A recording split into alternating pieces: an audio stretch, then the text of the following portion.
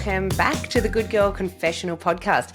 I'm your host, Sandy Lowres, and the Good Girl Confessional podcast is proudly the podcast of the WB40 Women Beyond 40 platform, a platform for women 40, 50, 60, 70, 80 and beyond.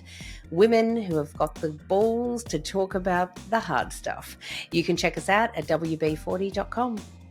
Before I begin today's podcast, I would like to acknowledge the traditional owners of the lands on which this podcast is recorded, the Wurundjeri people of the Kulin Nations, and I would like to pay my deepest respect to their elders, past, present, and emerging, and pay homage to their ancient history of storytelling. Today on the podcast, speaking of storytellers, I am hugely excited to be talking to an incredible author. Her name is Megan Rogers, and she has just launched the most wonderful book. It is called The Heart is a Star. It's a beautiful looking book for those that can see me, but if you can't, it's a really it's a beautiful looking book, but it is an incredible story. Basically, it is a story, a powerfully engrossing novel. I'm reading the blurb here, about the complicated and beautiful messiness of midlife, about the ways in which we navigate an intricate, complicated world. It is a gripping story from start to end. Megan Rogers is so talented. She grew up loving books, so it's no surprise then that she became an author. She's an incredible woman. She's a mum. She's complex herself, like we all are, and she has created these incredibly complex, wonderful, and very real characters in her book. You will not want to miss this. Please join me in welcoming for the very first time to the Good Girl Confessional, Megan Rogers.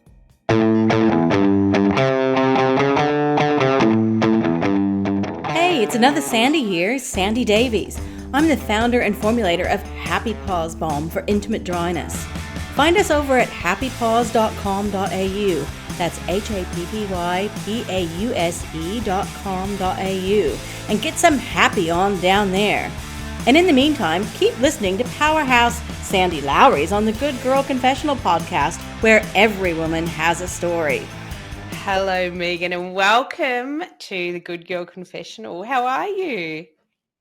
I'm very well. I'm really excited to be here. I've been such a fan of your work for so long. So it feels almost strange and surreal to be sitting here talking to you. So I feel very privileged. Oh, thank you. You know, that actually, you've just made my year, I think. That's really lovely of you to say. Well, the feeling is really mutual because I am now a massive fan of you. Congratulations. For those who are watching along, I am holding in my hands this absolutely beautiful book that you have written. This is so powerful and incredible. It is called, of course, The Heart is a Star. It's very, even the title is clever. Everything about this book is so great. I love it. Congratulations on launching The Heart is a Star.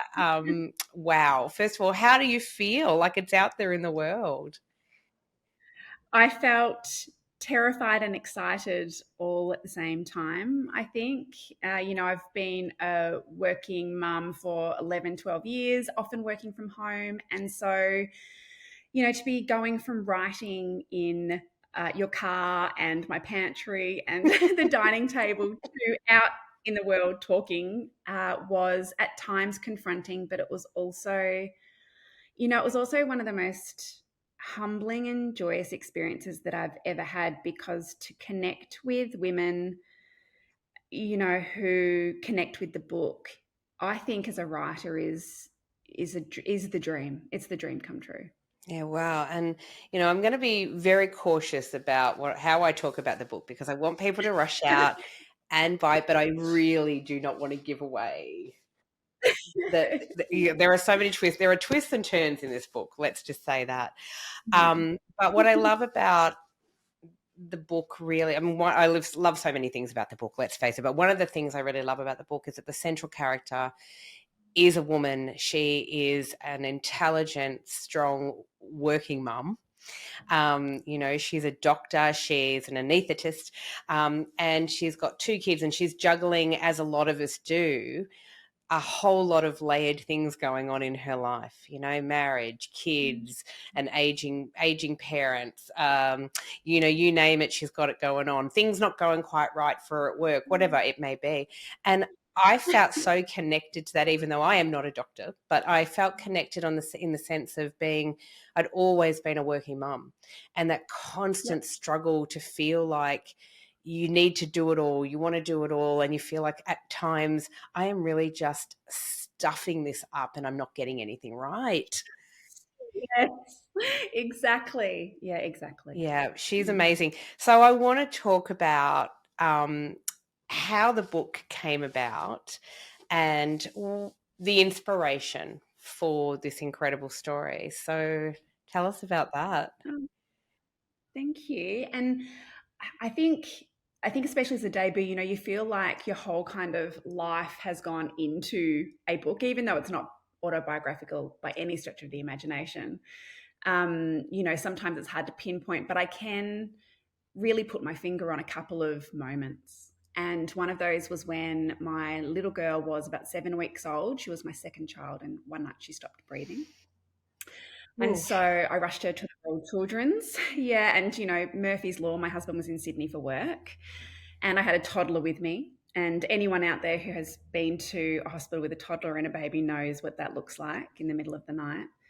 And, the Royal Children's Hospital is heaven on earth in terms of it's just full of angels and the most incredible people in the whole entire world. And they saved her life. And when they discharged us eventually, I was sitting in the cafeteria, probably, with my hair all a mess and probably milk on me and goodness knows, right? And I was exhausted and really not ready to go home. And a woman approached me with all the lanyards in the official attire, and she said, "Would you like me to sit with you with your baby and your toddler while you get something to eat and go to the toilet?" And I am usually the kind of person who is terrible at accepting help. I just can't. But I think I was too exhausted to say no. So I gratefully accepted, and I went to the bathroom, and I think I had the best ham and cheese on white bread sandwich I've had in my life. And she sat and she just spoke to me for a little while as strangers. And I think women, of a certain age do. They open up, and, you come to a stage in your life where you're just like, well, screw it. Not being vulnerable hasn't worked for me. So I might as well try it. And so she shared that she was an anaesthetist at the hospital, that she had growing teenage children and an unwell mother who, she was looking after, and she never felt she was doing a good job of any of it. And she said, one of the greatest gifts of this job is when I see someone in their human experience, in their complicated, messy, honest truth, that I don't look away. Particularly women, that I've learned to just see them and just to sit with them and to acknowledge the fullness of that. And I went home that night and I wrote the opening line, which is, like a splinter in my finger, I always thought that if I left my mother alone, she would work herself out. And that never changed. And I wanted to write a book which immediately acknowledged that philosophy of watching a woman, not falling to the trap of writing a textbook likable character. The woman who is always kind of the victim, who is a little bit hard done by, and who you want to kind of root for, and who is nice and a little bit soft in certain ways. And I didn't want to fall into that. I wanted to rally against that and to write in honor of, the women in my life who I had started to not look away from. God, that's so bloody powerful. And you've succeeded so beautifully. And I think that is what drew me to this character so much. Of course, your main character is Layla. She is, as you say, she is not perfect by any stretch of the imagination, because really what you've created is a very three-dimensional, very real human being. I mean, you've crafted this character who feels very human and very real. And I think there's a magic in that, because that is what drew me into her story and into her world. Mm.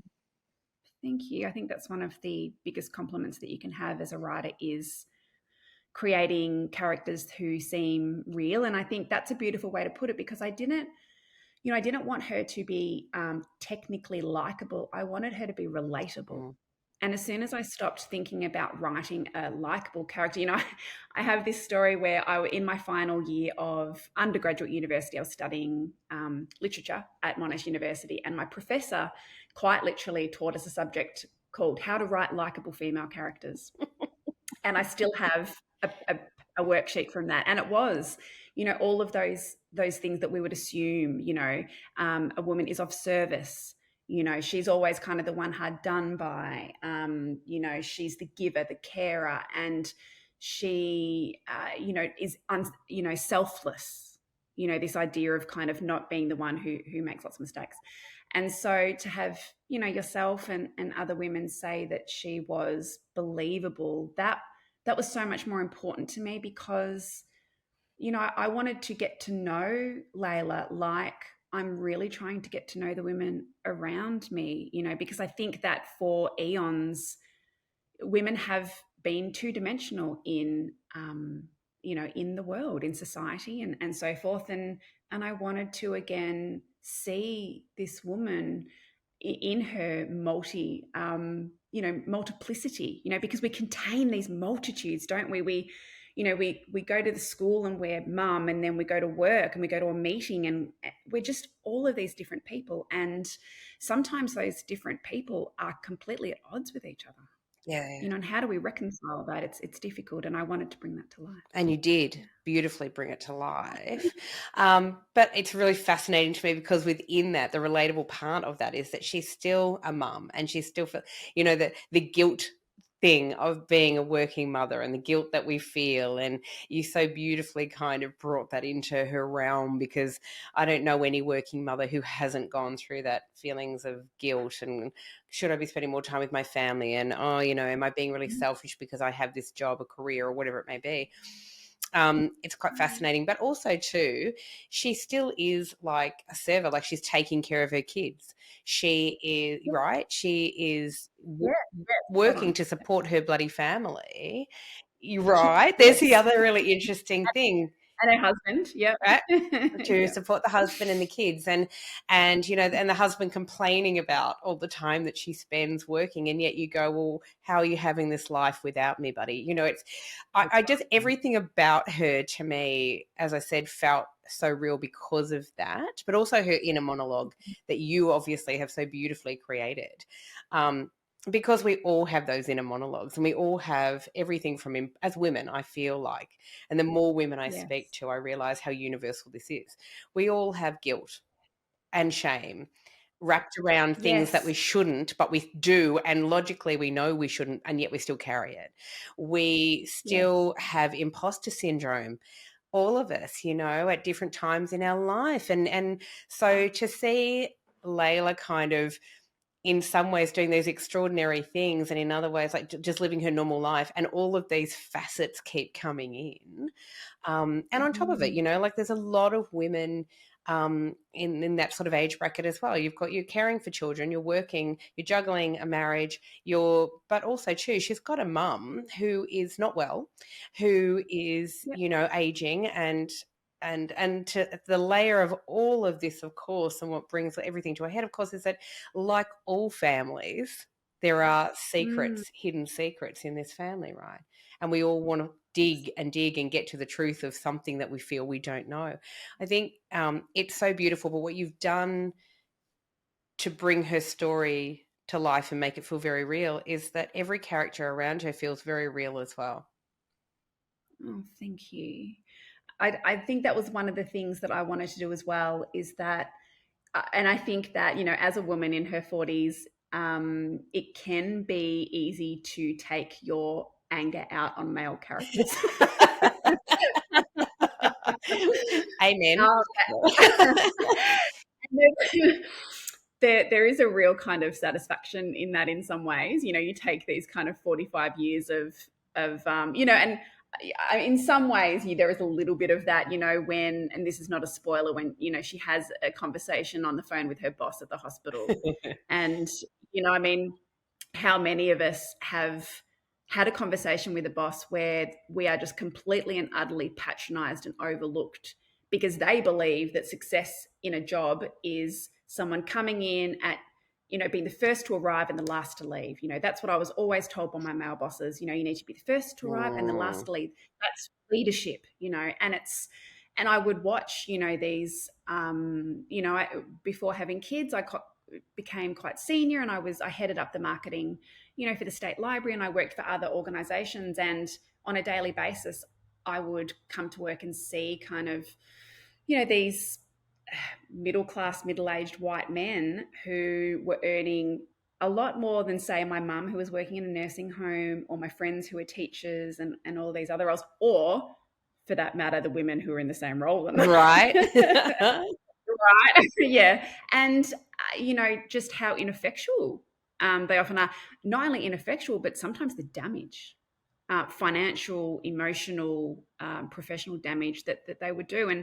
And so, to bring that to life through a character and through a storyline was, quite, it kind of gave me an avenue to explore the complexity of it, because I think if we're writing about our own situation, it's hard to see that sometimes. But I think once you put it on a page and you're seeing it through characters' eyes, you can explore it through, more dimensions. And I think too that I wanted the husband and, the lover and the father and all those things. I'm careful not to give away spoilers here, because there are some twists. I did want to give them, a multi-dimensional personality as well. Hey there! When Sandy's not interviewing kick-ass women, she's hanging out with me at Alex the Seal, a podcast about music and nostalgia. I'm Jo Pybus, and each episode, Sandy and I talk about all the songs that got us hooked up, knocked up, and broken up. Do yourself a favour and search Alex the Seal on your podcast app. Love you, Molly!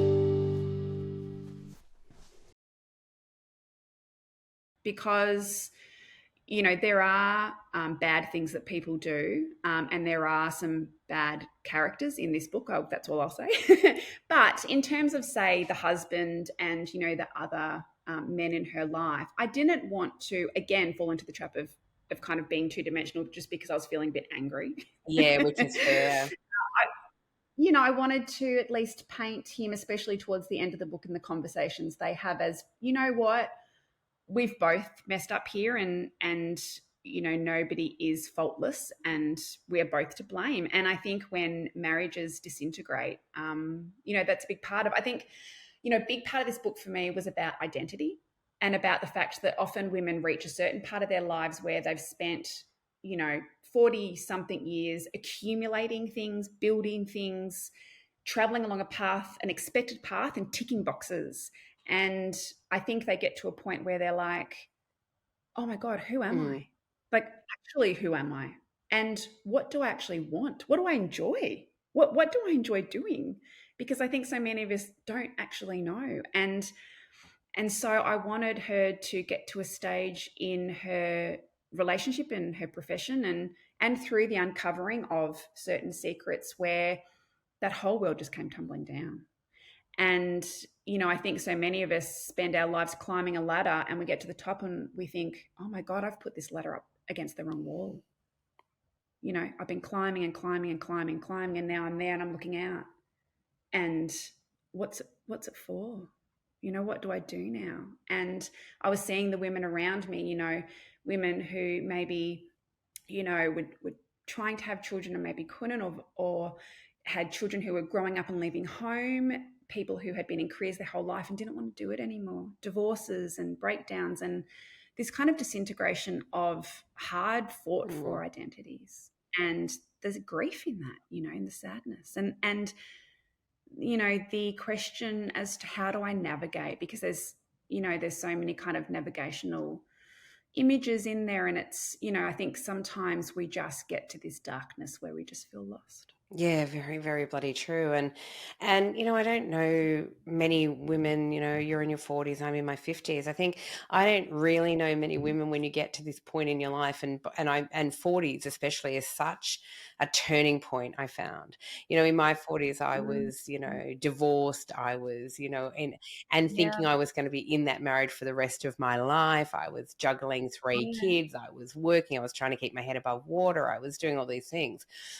I had aging parents. I had a dad with Alzheimer's and a mum who, had been disabled her whole life. And so there's kind of, you've got all these different kind of pressures going on in your life. Hence why I think that Layla's story will resonate with so many women.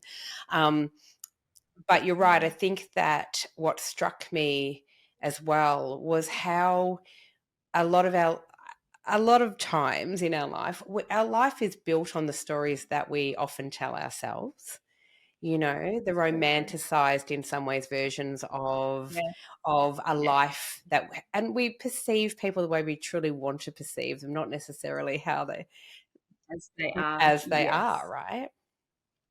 Mm. And I think this comes out, Yes. like, as we all know, this comes out in funerals where, someone might have been the worst person in the world to people, but people will, like, suddenly eulogize them and romanticize them and say how, oh, they were such a good person, they did this and that. And you think, were they?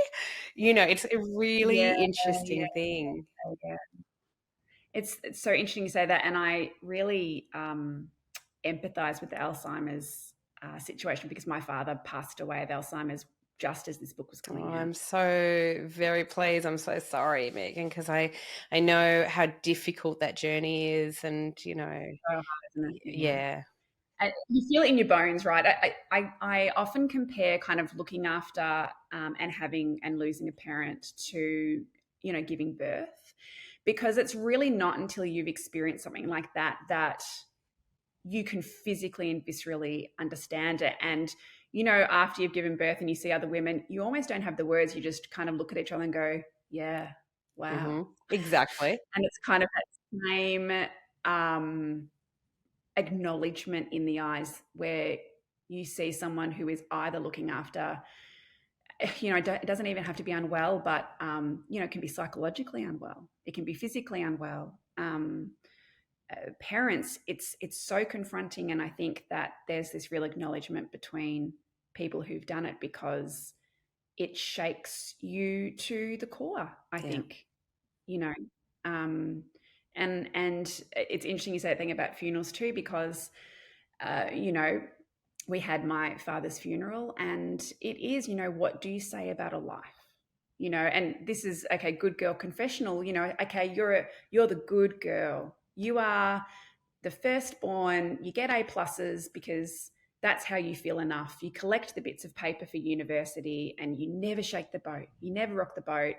And then you're suddenly confronted with opening up, because that's, I think, what happens when you either look after or lose a parent is you open up that Pandora's box, or you try not to as well. And a lot of the times we are trying to put it into words either for ourselves and we don't say it, or to express publicly. And I think it takes years, and I don't think I've done it yet. I don't think I've kind of crystallized to myself what that relationship was, or how I feel about it, or what it means to have them pass. And I just wanted to, I guess, acknowledge too your experience too, because I hear you when you're saying that, and those sandwich years. Sandwich seems like such a soft term for it, doesn't it? I think of this soft, fluffy bread. I feel like it should be vice Yes. years, The the vice vice years. years.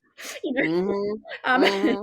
have an image of my year 10 woodwork class. The vice years, and the pressure of that, and the fact that there is such little time for any consideration for yourself, and you're just surviving often. And it's I think it's something that we acknowledge in each other, and that's why I love talking to you and talking on podcasts like this, because I feel, even though I can't see people and even though I can't interact with them directly, I can feel the community. I can feel the women who are coming together and just saying about a lot of things, enough.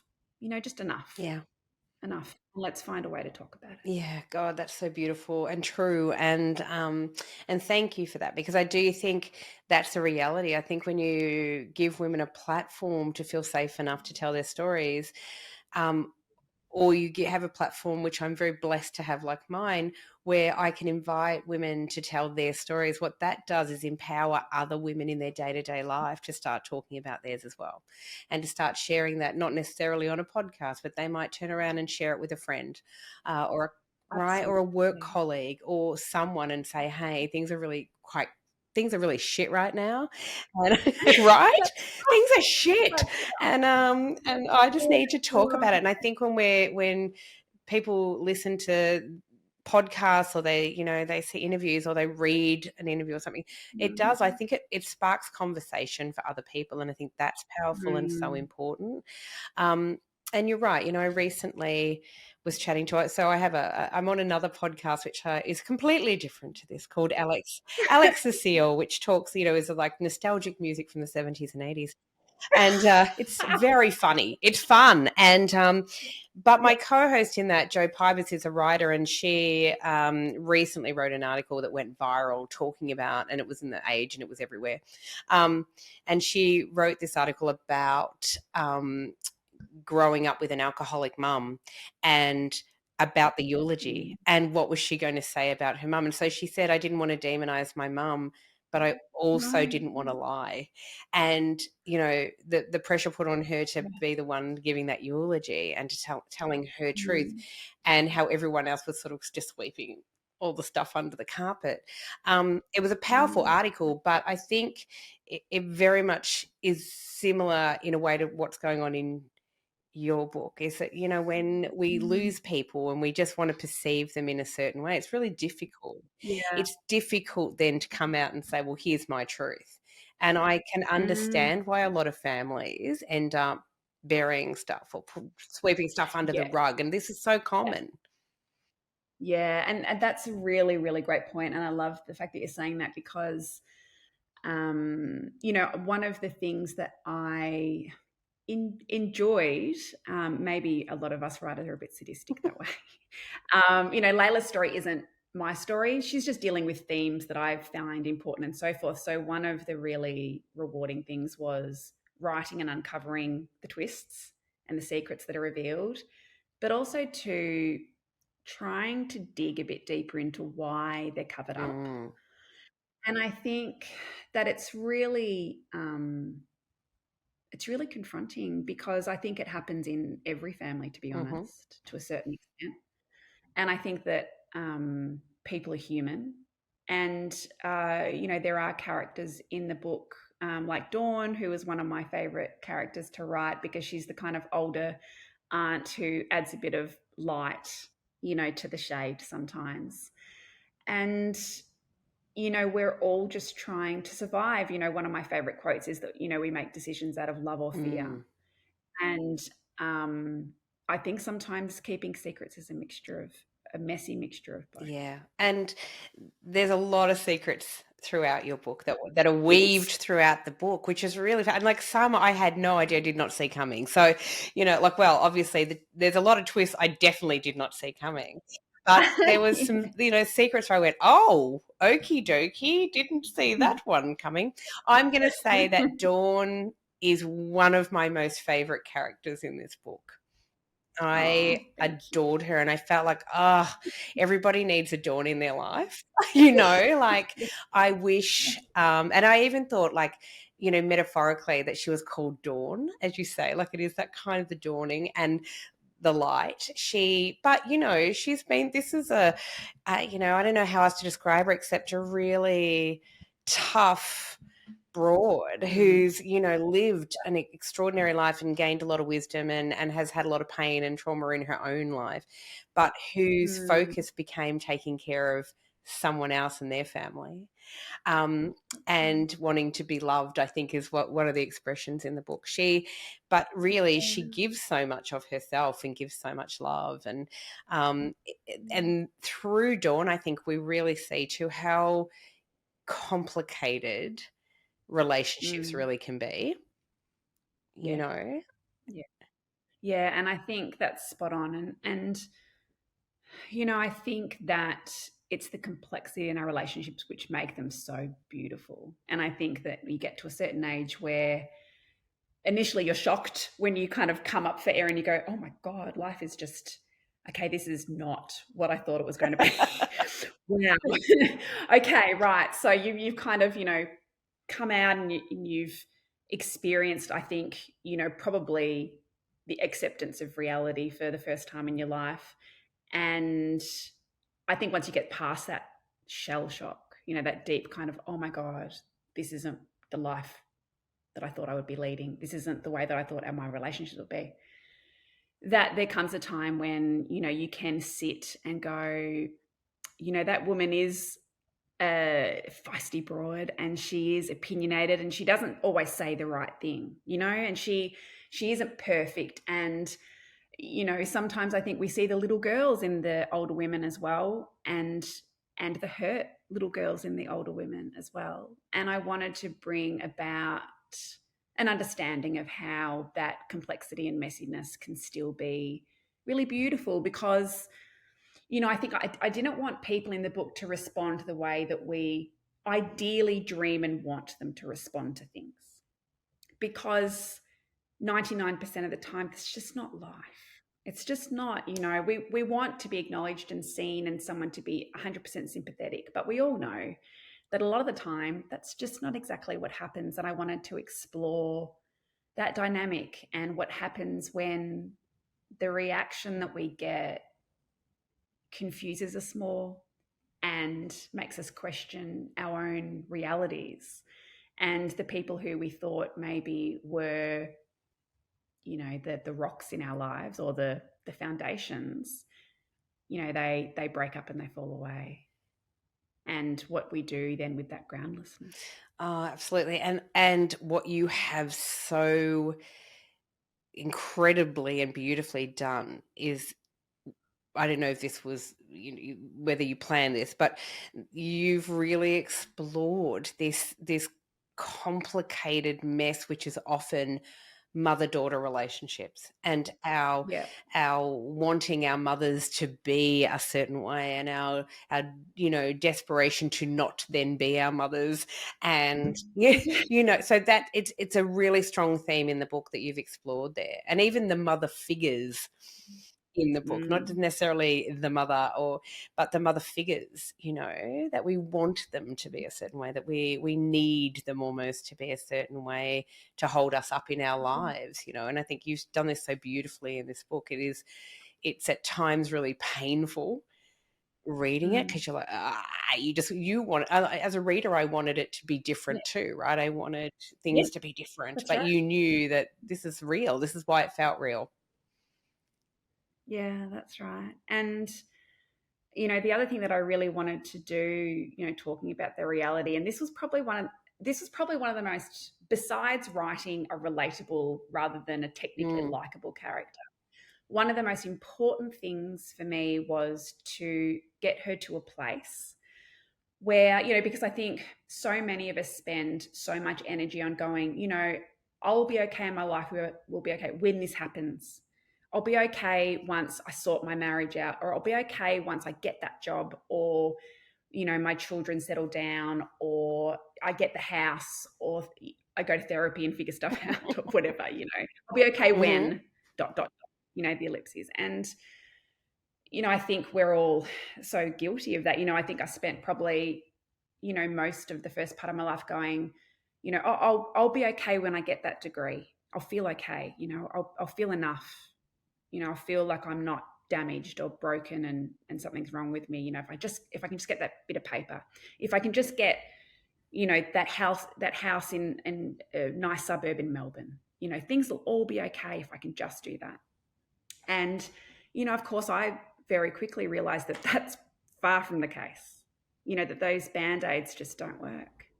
And I really wanted to get Layla to a point where, because when you're writing and ending, and this isn't a spoiler, but, it is tempting to wrap up all the loose ends and to have the people say the things that, everyone wants them to say, and to have it all figured out. And, it wrapped up in a nice little bow and so forth. But again, I don't think we have many moments like that in life. And if they are, I think they're fleeting, and I don't necessarily know how deep they are. I don't know how real those moments are. I think we grasp onto them, but maybe they're not, maybe they're a bit more shiny spoon in a magic trick than something else. And I wanted her to get to a stage where she was by herself, ultimately, and that things hadn't been wrapped up in a nice present bow at the end, but that she could herself internally, because you spoke really beautifully before about,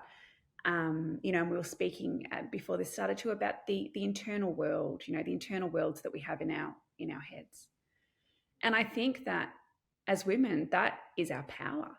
That's our strength. That's our energy, is from those complex internal worlds that we build, and our instincts that we are really good at not listening to, and almost have been trained not to listen to, because sometimes I think it's been unsafe to listen to it. Yeah. It's been unsafe to voice our instincts, and unsafe to voice how we feel and what we want. And so I don't think that's women's fault. I think that we've been trained kind of like Pavlov's dogs to be that way. And I wanted to honor her internal compass and her internal world, and just to get her to have a moment where she was like, you know what? Can I? Of course you can. This? The world's really fucked up. Yeah. It's so fucked up sometimes. It is. Not just her world, but society. And I think sometimes it's really, hard not to see that sometimes. And I think it is hard to get any semblance of, reassurance sometimes in the outside world. And I wanted to get her to a point where she could sit herself and just go, you know what, even though I've learnt some really fucked up things, and even though things aren't figured out and I don't know what the hell I'm going to do really, I have faith that I will. Yeah. And I have faith that if I let everyone else's expectations and rules and directions fall away, and I just sit with myself and I just listen to that internal voice that I have silenced for years and years and years, if I just listen to that, then I'm going to be okay. I'm going to be okay. Yeah. And there is a real deep sense of that at the end, which was really great because, as you say, not everything is like tied up in a neat bow. And I, for one, was kind of a bit grateful for that, because I think as women, our lives continue. When you go through massive upheaval, whatever it may be in your life, trauma, whatever, it doesn't just go away. You learn to live with things. We don't always get that closure that we're seeking, but you learn to live with it. You create like almost like a narrative in your own mind so that you can continue to get through it. Or you change the way you're living your life, or whatever it may be. But there was a beautiful exploration with this character as well about that life is fucked up, that really awful things have happened. But she was on such a journey herself. And I think what I liked was there was introspection as well. She was looking sort of at herself as well, not just going, well, because she's angry at times, going, well, fuck you and fuck you and fuck you. But then there are moments in this book which are so beautiful where she says, oh shit, maybe it's me, maybe. Right? That's right. And I think, one of the powerful things you can give a character is a moment where all their masks fall away. And, I think that also you get to a point in your life where intimacy means something different. I think that we spend a lot of time thinking that intimacy is approval. That we believe that we're intimate with someone if they desire us physically, or they tell us we're beautiful, or they tell us we're good, a good girl. And they pretend to listen to us often when they're doing that because they want something else. And we kind of carve that up as being, someone who wants to be intimate with us. And then I think what happens is we have children. Or we don't need to have children too, I want to say importantly, because there's other things that happen. We learn to be with other people's children, and we develop female friendships. And we learn that intimacy that unconditional generosity of spirit, and someone really seeing us, like really seeing us for who we are, that is intimacy. And I think that it is really hard in this day and age for many men to compete with that, with the intimacy that people have with children, not necessarily their own children, but children in general, especially very young children, and the physicality of that. And the beauty of the intimacy with a young child and with children is that there's kind of, it's not a tit for tat. Like, it's not, I'll give you this if you give me that physically. It's just a big-hearted, unconditional, I just want to be close to you. And it's similar with females. And I think that once you develop really good female friendships and have that intimacy, it's hard for the modern man. 100%. It's very, and I've talked a lot about this, but I think that I'm so glad you raised that, because it's very true. I am really blessed because, and I'm very open about this. I had a pretty crappy childhood at times. Some pretty awful things happened, and I have this group of girlfriends that I met at the beginning of high school that I've gone all the way through with, and our children grew up together, and our whatever things in our lives have changed so dramatically. Some have been divorced. Some have been divorced and remarried. Some have been divorced again, Yes. Some have stayed with their their husbands for like 30 odd bloody years. They're still married. It's amazing. And so our lives have all taken very different routes, and some had children, some did not have children within this group. It's quite a fascinating kind of society. It's like a really nice little snapshot, I think. But what the one consistent thing through all of this, even though we are all radically different in terms of our personalities, is that we loved and accepted each other wholly for exactly who we are, that we grew up together, and as our lives took different paths, we just accepted each other for who we really genuinely are. It's very unusual. I know now that you would have a group of 10 odd women who grew up together, who still get together regularly and, have a glass of wine and either talk shit because, nothing's going on, or we literally are telling each other every facet of our life. Oh, right? That's right. And you're right. I don't know how a man or a partner could just step in, and I don't know, how do they deal? How can they compete with it? You can't. And I think that it's strong men who recognize that and kind of go, what you share with those women is so powerful and so incredible. I don't get it. I don't understand it, but it's amazing. Good luck to you, right? Right? And doesn't try to interfere in that, because I think that... Yes, and it's not threatened. Correct. It's not threatened by that, because I think that there comes a stage too when women step into their power and into their confidence, and we step forward and step back. Like we hear that saying. I always hear that saying, and I'm like, step into your power. And I'm like, sometimes I step into my power, and sometimes I want to eat a box of cookies and go back to bed. Yes. And that's okay. I think what I wanted to give Layla, which is exactly what you're saying, is I wanted to be Layla's friend. I wanted to, one of my favorite quotes is that, I'm going to get this wrong, but it's something along the lines of, a good friend sees all your broken fences, but looks past them at the beautiful pastures and the flowers and all that stuff like that. And I wanted to see all of those broken fences in her life.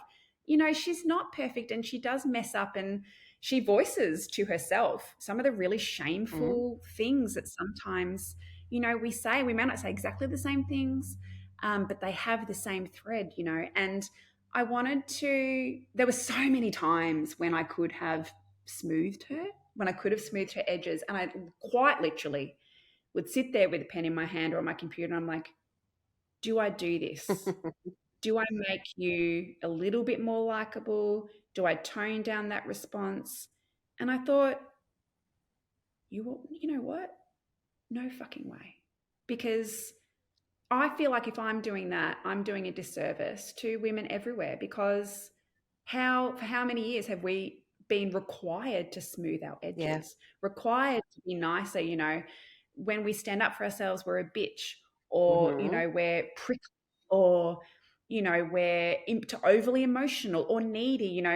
Another one of my favorite quotes is, about the fact that one of the greatest sins that a woman can have is hunger for anything, hunger for food, Mm, hunger for career, hunger for sex, hunger love, for whatever. love, admiration, respect. Mm-hmm. How dare we feel hungry for Success. something? Oh, had to no. Mm, Every yes, sex, sex. I mean, sex is a big one. or female the female desire to really be respected and seen Yes.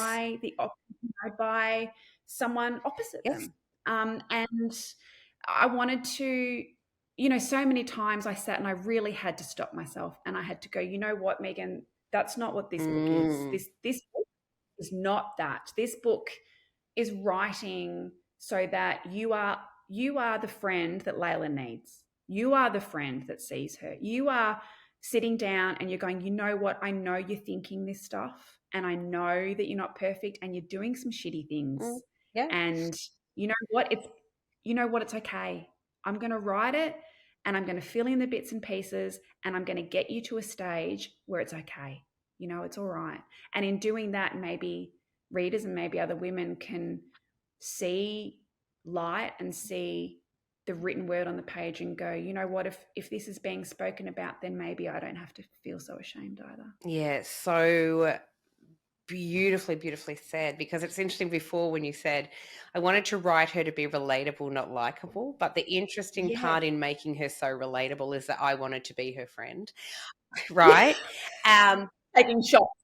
Taking shots at a I bar. wanted Yeah. to be her friend. I wanted to do those shots of tequila at the bar. I really did. I wanted to give her like a huge hug at the end and go, Jesus, girl, you know what? We're all fucking broken. None of Isn't that us are right? perfect, but you're doing okay. That's what I wanted to do. And I'm kind of fascinated because although, as you say, it's not autobiographical. This is not your life story. This is the story that you have developed and created, and it's amazing and Mm. birthed. Um, but right, but I'm interested in your story as well because from so I've been trying to find out as much about you as I can. So what? You've been stalking me. No, I I love have it. been stalking you. That's Thanks. my confession for I today.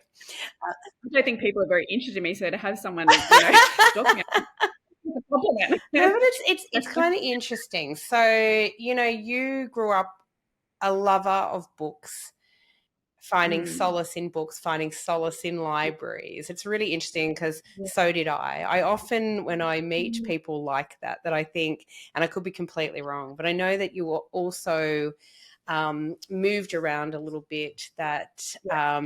So my journey as a kid was finding solace in books and finding solace in stories, and that those were my travels and adventures because it took me away from where I was. I Yes. loved really beautifully that one of the things about you is that your mum had herb books from the 70s and Mhm. you would write in them, scribble in the books and then tell everyone that they were your books and that you published them. And I just loved that so hard. When I was a little girl and, I don't know, I started school at 4 because I grew up we moved around a lot, but I was in this little country town in El Dorado in Victoria, and they needed 2 more kids or they were going to lose their second teacher. So they kind of came knocking on the door literally and said to my mum, can she just start school now? Because we need 2 kids. And so myself and this other little kid named Jerry O'Shea, actually, who lived in a property, it was country town, so he was way over there, another property, little redheaded kid who was my bestie because we both started school even though we were too young. We spent a lot of time just playing out in the fields behind, like not really doing much, but it was great fun. And I remember I wrote, like, I don't know, I kind of just used to write things in books in there, like scribble on their books. And I know that I got in trouble quite a few times for doing that, but I thought I was writing this great story. And Yes, my clearly. mum would tell me, like, read stories, bedtime stories or whatever, and I would remember every Mm. single word. So the teacher one day calls my mum in and said, wow, she's an like, how is she so advanced? Like, she's reading stories to everyone in this little schoolroom.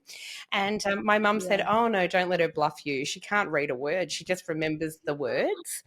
If you read her a story, she'll never forget it, right? And so, but Yeah. really, I mean, I think I was born to kind of be maybe a storyteller, and I see this in you, but I also think for me, and I hope I'm not asking these questions out of turn, but No, you can ask me whatever you I want. have a Go for whole it. thing where like is off. My grandmother used to say like is likened to like. In other words, we recognize the things about ourselves in other people. And I wanted to Absolutely. know, you know, it feels very much like to me that maybe your childhood wasn't idyllic either. And maybe that is why you found solace in those books.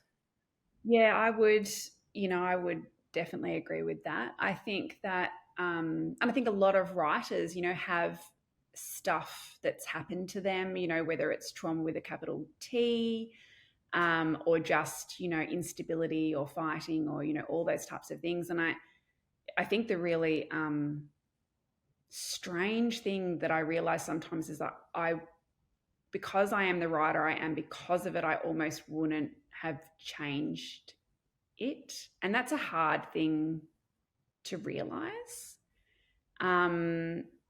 But to answer your question a little bit more directly, yeah, I think, I did move around a little bit. I did grow up with a father who's not anything like the father in the book. That's a whole other story. But my father did experience a lot of difficulties and did suffer from mental illness, and we were all just trying to stay, stay with it, stay okay. And I think that words and books and writing were my safe place. And I wrote and I read as early as I can remember. And there was something about the fact that I could control the words on the page and that I could trust the process. That made sense to me. Writing always made sense to me, and storytelling made sense to me. And I think for a little girl, there is a power in writing your own stories. And, I think we often feel as though our own stories are not only taken away from us, but are written in ways that are really painful and difficult. And I think when you're having your story live, play out like that in front of you, coming to the page with a pen and writing can be the only safe place where you can have a little sense of power. Yeah.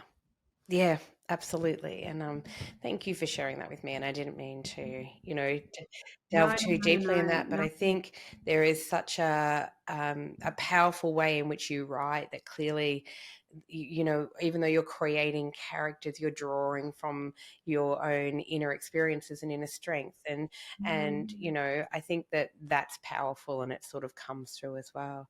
I think the other thing that is extraordinary about you is, that you are an extraordinarily high achiever, that not content to have, as you say before, you were talking before about, if I just get all these certificates, my life will be better. You have a mountain of Yeah. certificates. It is more than fair to say. A Bachelor of Arts and Science from Monash, a diploma of professional writing and editing at RMIT, which is what I did, by the way. Graduate diploma of professional communication, love, love, love. But you've gone, or you've done a PhD in writing as well, and that's extraordinary. And people really quite a number of years ago recognised that talent. That you received. Was it 2012? Drusilla Majeska selected you, which is quite. Tell me about that experience. So she selected you out of hundreds and hundreds of applications to give you 6-month one-on-one mentoring. That's huge. Yeah, look, I've been, and I know that life isn't all about luck, but I do think that there is an element of right place, right time, and serendipity. I'm not adverse to thinking somewhat that way, and a lot of bloody hard work. But I was essentially studying the very early part of my PhD, and at RMIT University, and so there are writers in residence, the kind of thing, that come down and share their skills. And I think across a number of universities, a lot of students applied to be mentored by a few different authors. She was my only choice and top of my list because I feel as though she's you know, a little bit like Helen Garner and Kate Grenville and other incredible women have a well of experience that I just, if only it could rub off on me. Do you know what I mean? I just thought I maybe don't know, girl. if It she could has. just, It has. It um, has. I'm sure that she and the other writers would have gotten a lot of talented applications, and I'm sure that, you know, we have these fantasies about our application, you know, and they say, oh, look at this gifted person, you know, I'll choose those. I'm sure it wasn't like that. I'm sure there was a lot of gifted people, and it could have been, you know, I was talking about mad women in literature. I was exploring through my PhD and through my writing women's madness. And the crux of it for me was that I believe in life, and I believe in literature, that more often than not, women's madness is the only sane response to an insane world. And I wanted to explore the idea that what we have termed and defined as madness is really just rallying against the injustice and the shocking nature of the way that women have been treated. And so I think that, you know, she probably responded to that as well. So, you know, I think it was a few different elements that made her choose me. And you know, we used to have a wine together and talk, and we're still in contact to this day. You know, I handwrite letters to her. Oh, and I love that. You know, she's just been incredible. And you know, through this process, I think, you know, as I said before, you know, meeting readers and talking to people who've read the book is the dream come true. And the other dream come true is, you know, I've never really felt like I fit in anywhere. I never knew how to navigate a playground at school. That's why I used to volunteer with the librarians. It just never made sense to me. And friendships, often I have really great friendships now, but you know, social situations and circles never really made a whole lot of sense to me either. Workplaces, the corporate world definitely didn't.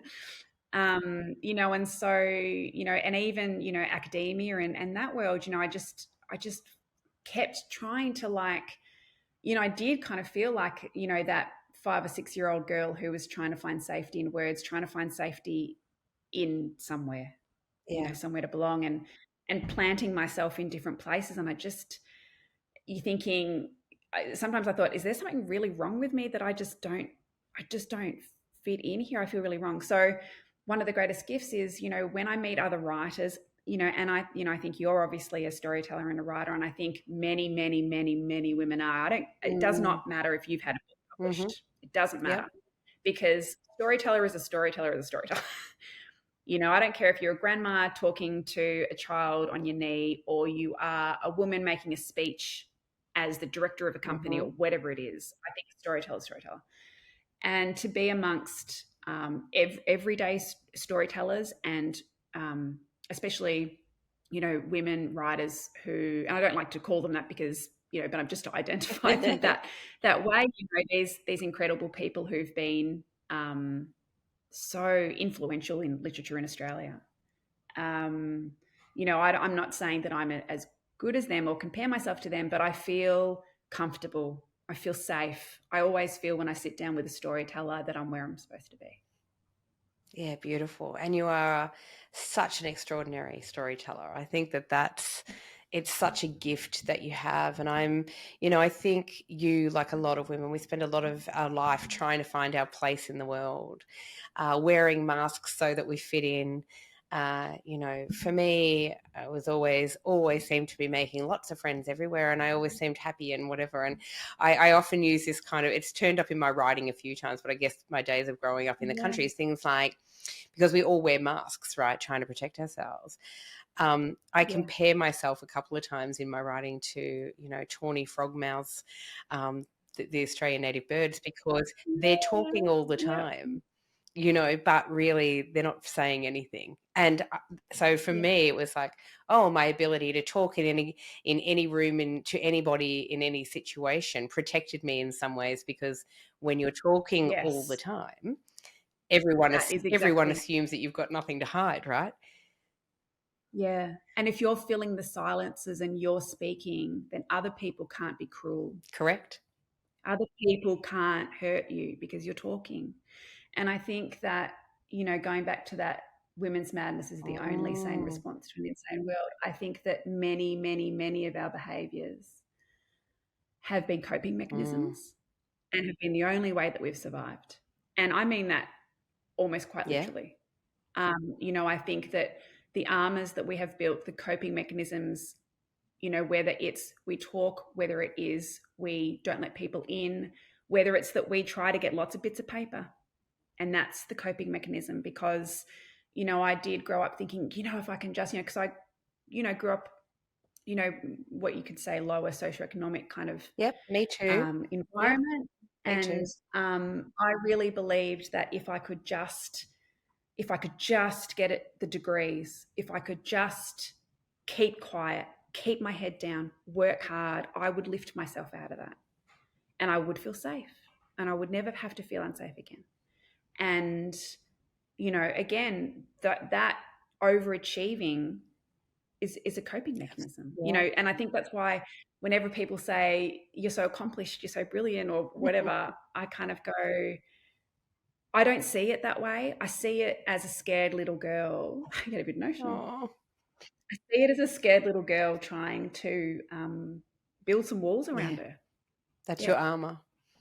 What's your that's armor? my You're making armor. me really emotional now because I often say, yeah, certain things in my life. And thank you from the bottom of my heart for feeling safe enough to share that with me. I feel truly, truly humbled, actually. Thank you. And you're making me feel really emotional now. I think as another little girl who grew up on the wrong side of the tracks, who grew up in a not good situation and lower socioeconomic, I think yeah, I think it's natural to spend a lot of your life trying to find ways to protect yourself. And in my case, when you're in certain situations where the people who should protect you are not protecting you, and you Yeah, find then other ways and other coping mechanisms. People would say, my closest friends who know all the stories and all the things will say, like, yeah. you're the only, how the hell did you come through this, intact? Survivor. And you go, well, You're a because survivor. and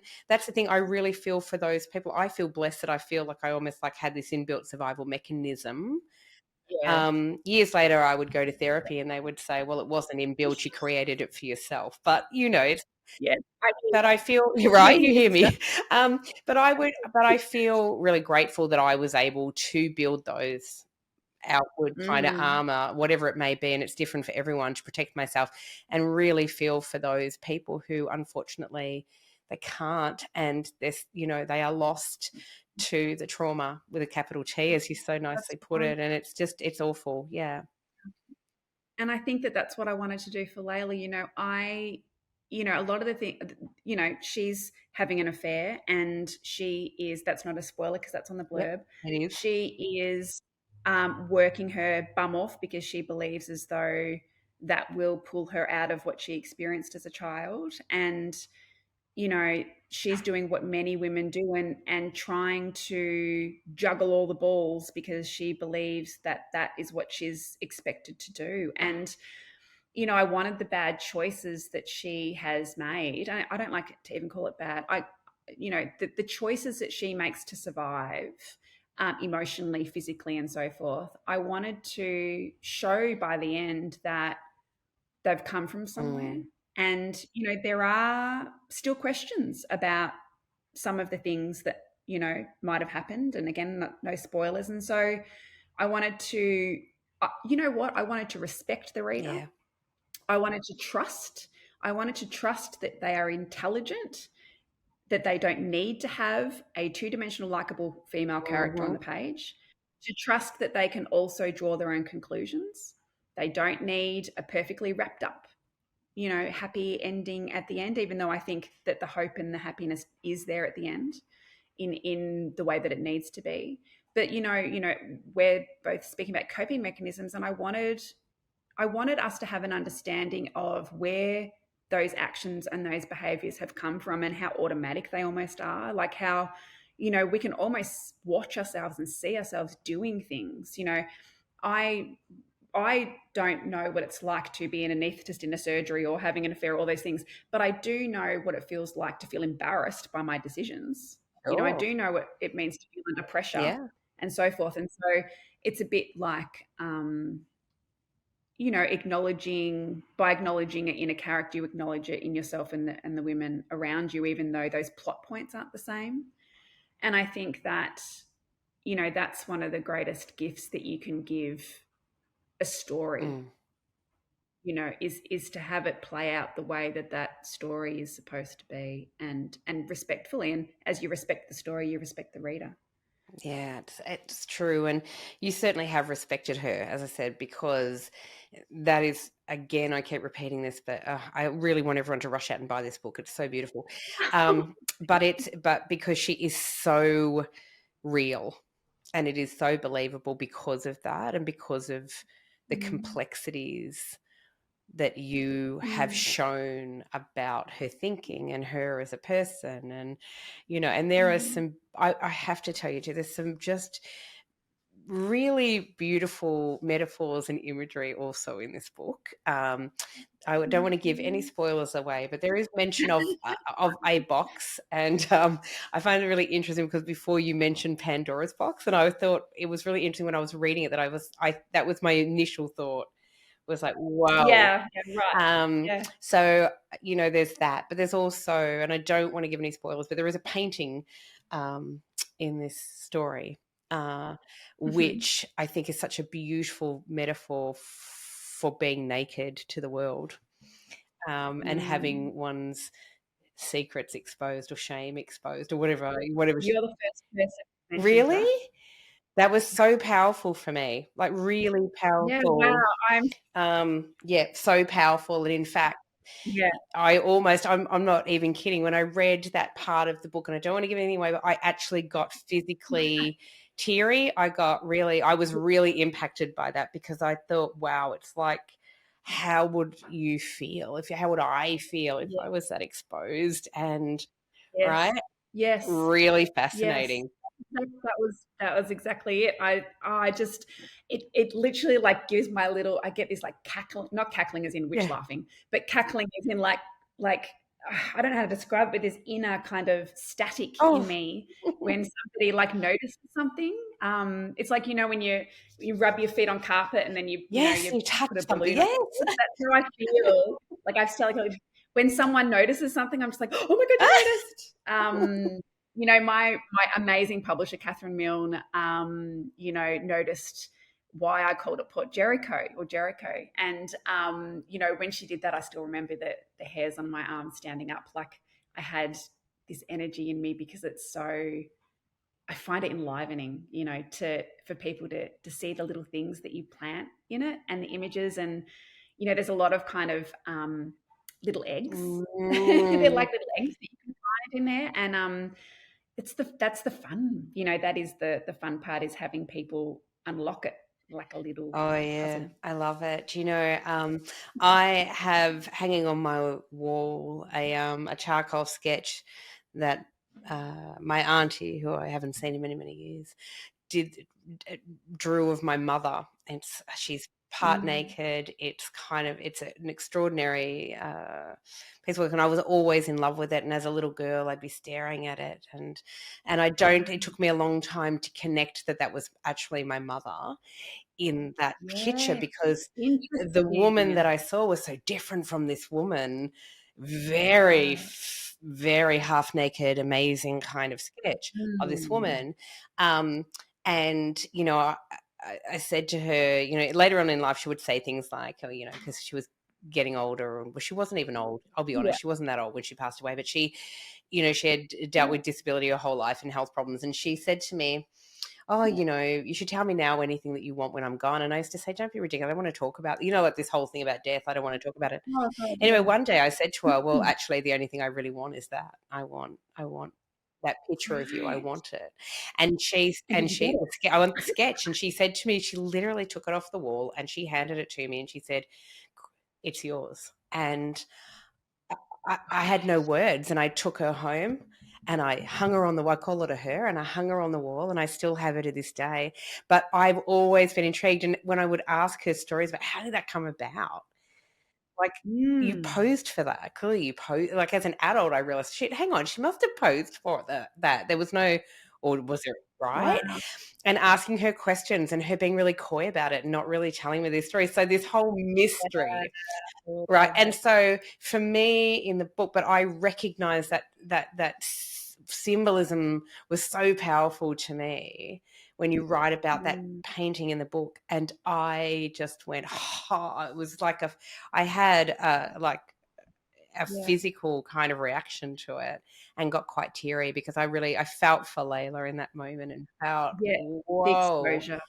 just so exposed to the world and everything around her. And then that horrible thing of feeling like, oh shit, I can't stop this now. It's happening. And This is it. That's right. And there are a few moments in the book where, again, no spoilers, but there are moments when characters have that kind of on a train, not able to stop moments when you go, and her, I won't kind of give anything away, but there are parents who have those moments as well, and they realize, I can't stop it now.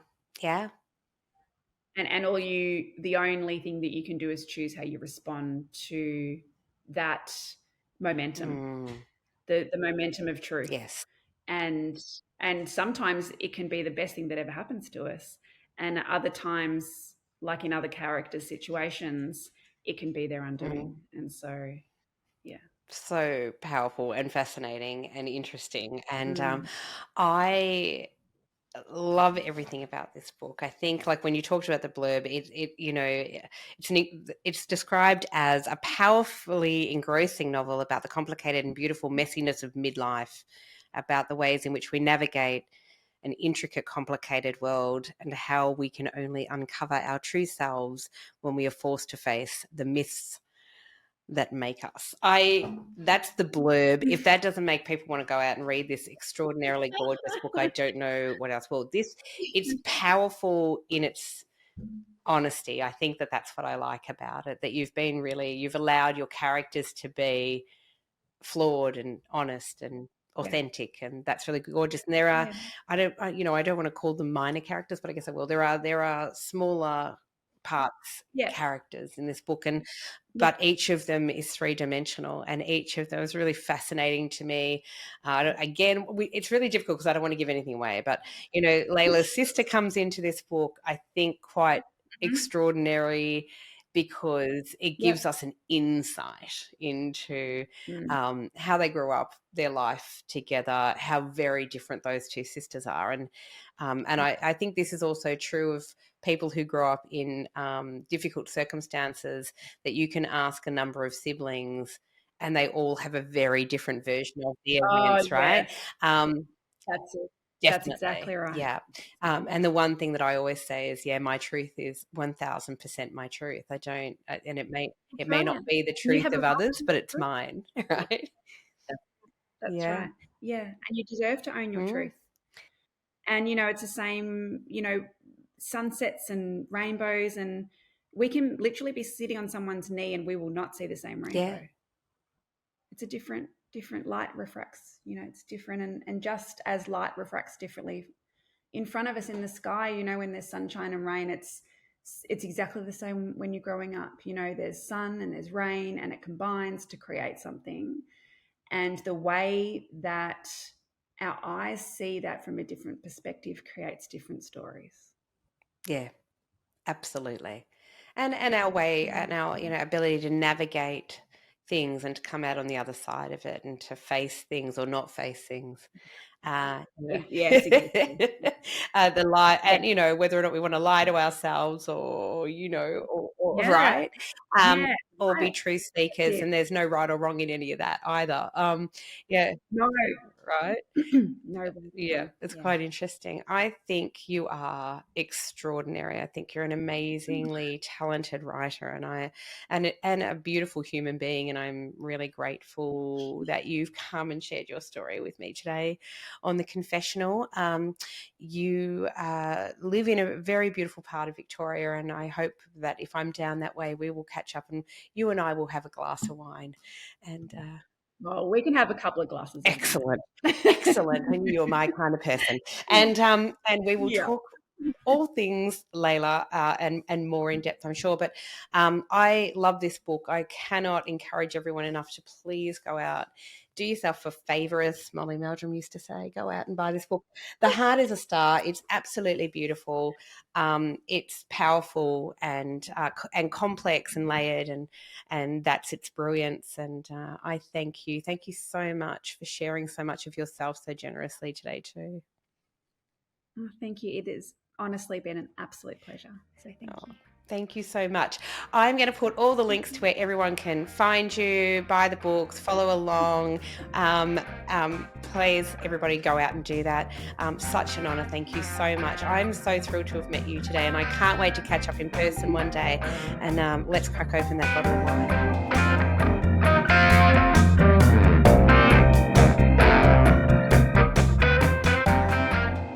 Thanks for listening to the Good Girl Confessional podcast. The Good Girl Confessional podcast is brought to you by WB40, Women Beyond 40 magazine, available now at WB40.com. The Good Girl Confessional podcast is available on Apple Podcasts, Spotify, and wherever you listen to quality podcasts. We're also now available on YouTube. We chat with really interesting women about their hard-won wisdom, but it really helps us if you can subscribe, like, and share the podcast. Thanks so much for your support. Bye for now.